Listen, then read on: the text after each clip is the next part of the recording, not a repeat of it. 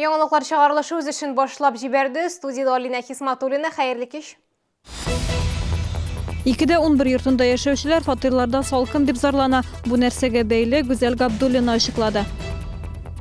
Машинаңны газонга куйдың икән, штраф түлә. Административ техник инспекция хезмәткәрләре рейдка чыкты. Урыннан Ләйсән Ханова. Без бергә Шәулда халыкара инвалидлар көненә багышланган концерт һәм хәйрия ярминкәсе узды.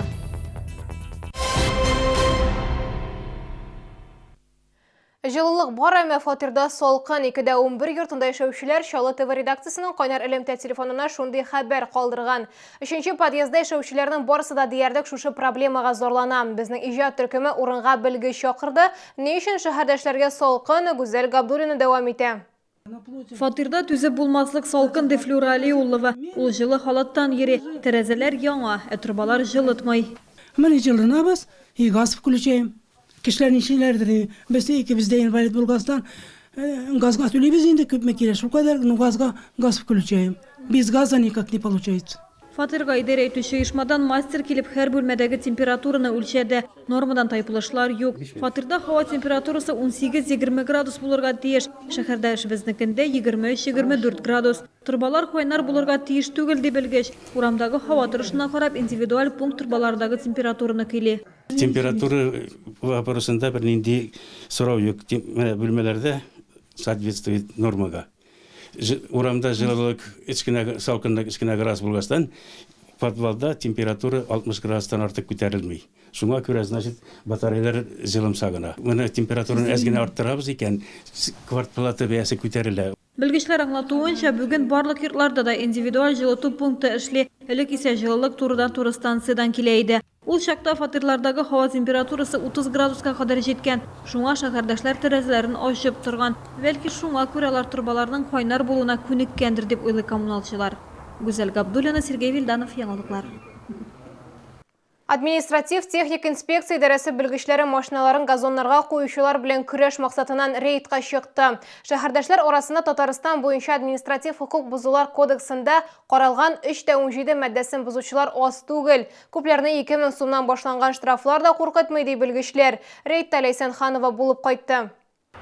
Монда рейдлар административ техник инспекция белгечләре өчен көндәлек эш. Кагыйдәләрне бозып, машиналарын газоннарга куючылар һәр ишек алдында диярлек очрый. Бу юлы белгечләр контроленә 32-нче комплекс эләкте. Әле рейдның көндез күпләр эштә чакта үткәрелүенә дә карамастан, газоннарда машиналар шактый булып чыкты. При выявлении нарушения производится фотофиксация данного нарушения, после чего для установления собственника данного транспортного средства информация направляется органы внутренних дел. При получении информации о собственнике составляется административный протокол на собственника транспортного средства. Менә бу машина хуҗалары 2 атна эчендә кагыйдәләрне бозулары хакында белешмә алачак. Аларга 2000 сумнан алып 3500 сумга кадәр штраф түләргә туры киләчәк.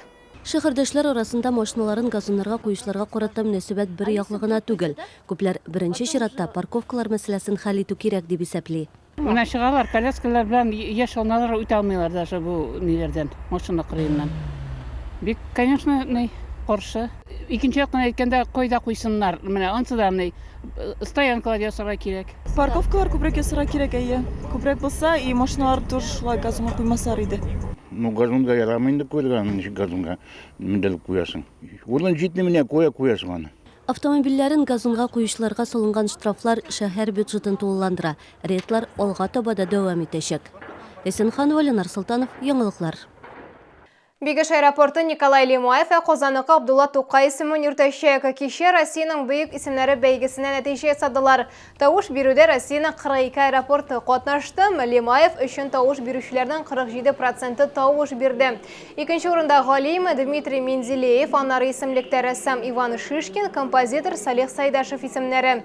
Исегезгә төшерәм, Николай Лимаев заманында Нижнекамск нефтехимга нигез салган кеше. СССРның химия һәм нефть эшкәртү сәнәгате министры булып эшләгән.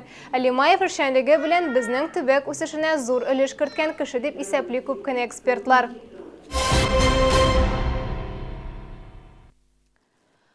Шәһәрдәшләрне берничә ел борчыган проблема шишелеш тапты. 54-нче һәм 2-нче комплексларда эшләүчеләр Хәсән Туфан проспектындагы күпердә чокыр бар дип зарлана. Ул җәяүлеләр өчен язын, җәен һәм көзен уңайсызлыклар тудыра. Бу сорауны кем хәл итер? Хәбәрчебез ачыклады.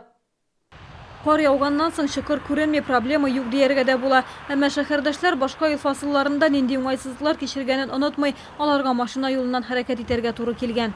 Большая проблема, приходится через, где транспорт ходит, там приходится обходить эту лужу. Ну, зимой нормально, снег, а летом всегда проблема. И весной, и осенью всегда проблема. Постоянно вот в этом месте лужа, здесь лужа тоже на переходе. Әлеге сорауны хәл итүләрен сорау башкарма комитетка мөрәҗәгать иткәннәр. Мәскәү проспектын төзекләндергәндә урынга юлчыларны чакырып күрсәткәннәр. Проблема кичә узган халык тыңлауларында гына шишелеш тапты. 54-нче комплекс җирле үзидарә рәисе проблема хакында янә искә төшерде. Шәһәр хуҗалыгы идарәсе башлыгы Камдор строй хезмәткәрләренә мәсьәләне шишергә дип йөкләде. Там серьезной работы какой-то большой невыполнимой нету, поэтому, Фарид Фатыч, при всех я вам даю это еще раз вот это задание, чтобы вы вышли и сделали. В этом году не сделали. Это как бы претензии к нам, да, не получилось. В следующем году сделаем. Шәһәрдәшләр проблема язын хәл ителер дип өметләнә. Гүзәл Габдуллина, Ленар Султанов, Яңалыклар. Ана капиталы 2016 елдан соң беренче тапкыр 2020 елда гына индексацияләнәчәк. Бу хакта Татар-Информ мәгълүмат агентлыгына Дәүләт Думасына Татарстаннан сайланган депутат Айрат Фәррәхов хәбәр итә. 2020 елга аның күләме 470 мең сумга җитәчәк. Бүгенге көндә ана капиталы 453 мең сумны тәшкил итә.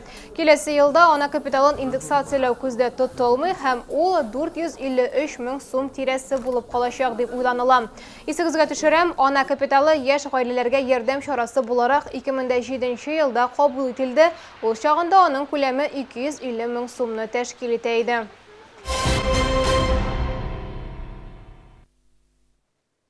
Чаллыда халыкара инвалидлар көненә багышланган концерт һәм хәйрия ярминкәсе узды. Чараны оештыруда Халык фронты иҗтимагый оешма вәкилләре дә катнашты. Хәйриядән кергән акчаларны нәрсәгә тотачаклар безнең сюжетта. Концерт башланыр алдыннан теләге булган һәркемне ярминкәгә чакырдылар. Бирде сәламәтлекләре шикле шәһәрдәшләрнең иҗат җимешләре тәкъдим ителгән. Кулдан ясалган бизәнү эшләнмәләре, файдалы үләннәр, итекләр, китаплар һәм башкалар. Аларны сатудан кергән акчалар авыру балаларны дәвалауга тотылачак. Biz bugün şu kizitik basu sehrinden hem sosyal tipografyadan alıp çıktık özümüzün şu evirlerini. Şimdi bugün ozan hakka satkan evirlerden 7.000 yarım sum akça jiyip bizden indi şu xeyriye fonduna tapşırdık.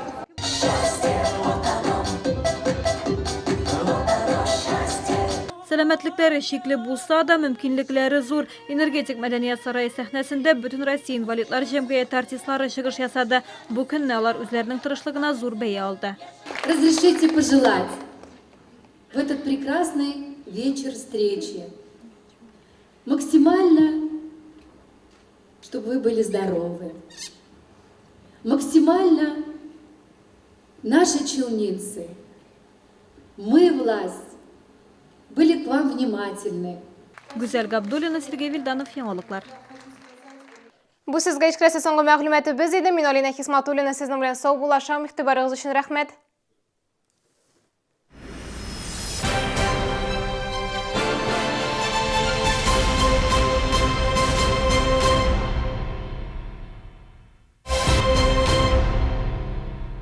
Как правильно выбрать шубу? Хочется красиво, тепло и не очень дорого. Грандиозная распродажа на шубном базаре из Пятигорска. Роскошная норка, муттон от 15 тысяч рублей. Каракуль, новое поступление дубленок. Приходите, большое разнообразие фасонов приятно удивят вас. Только с 4 по 9 декабря. Стоит поторопиться. Шубный базар, Новый город, ДК КамАЗ. 7 декабря во Дворце культуры КамАЗ состоится грандиозный концерт Государственного ансамбля песни и танца Республики Татарстан. Билеты в кассе ДК КамАЗ. Категория 0+. А вот и он! Сезон охоты на подарки в Эссен. Чай Ричард черный Royal Ceylon 129 рублей. Акция действует с 4 по 10 декабря в гипермаркетах Эссен. С такими ценами дарить подарки приятнее. Это точно.